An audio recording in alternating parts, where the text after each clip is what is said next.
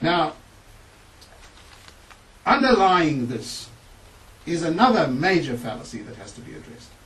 And it has to do with comparing South African society historically to the development of Israel in the first place.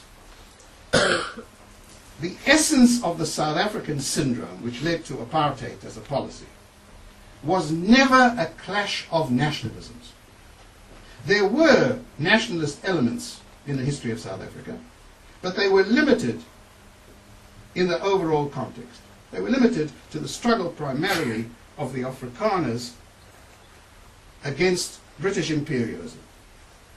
And this led to the development of an Afrikaner nationalist movement. There was also an element of nationalism amongst the blacks, particularly in movements like the Pan-Africanist Congress, not the African National Congress. But these were all peripheral. What was ontologically constitutive of the South African case was a conflict over equal as opposed to unequal human rights in a common society and polity.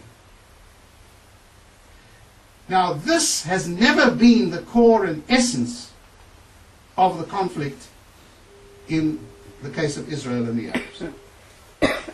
In the case of Israel and the Arabs, ontologically, the very essence of the conflict was a nationalist conflict, a clash between two nationalist aspirations aimed at collective self-determination for the Jewish group as against the Arab group or the Palestinian Arab group, who would have precedence, not even exclusivity totally, in getting its national self-determination and self-fulfillment in the same country.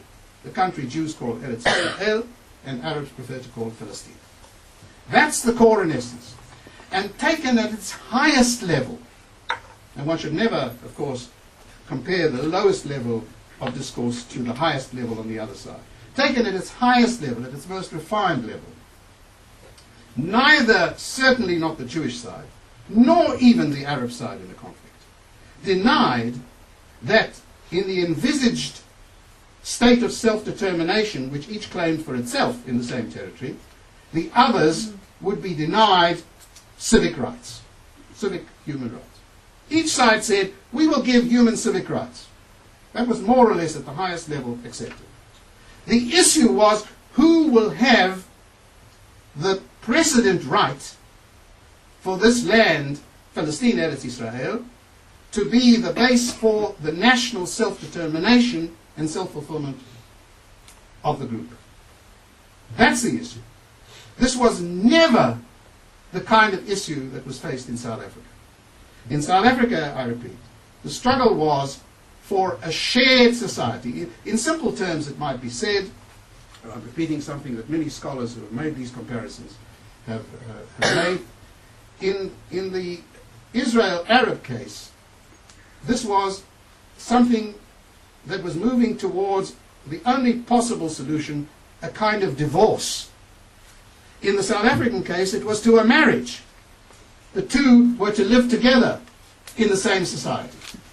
So that you have here two paradigms or historical contexts which are entirely different in understanding the essence and nature of the conflict.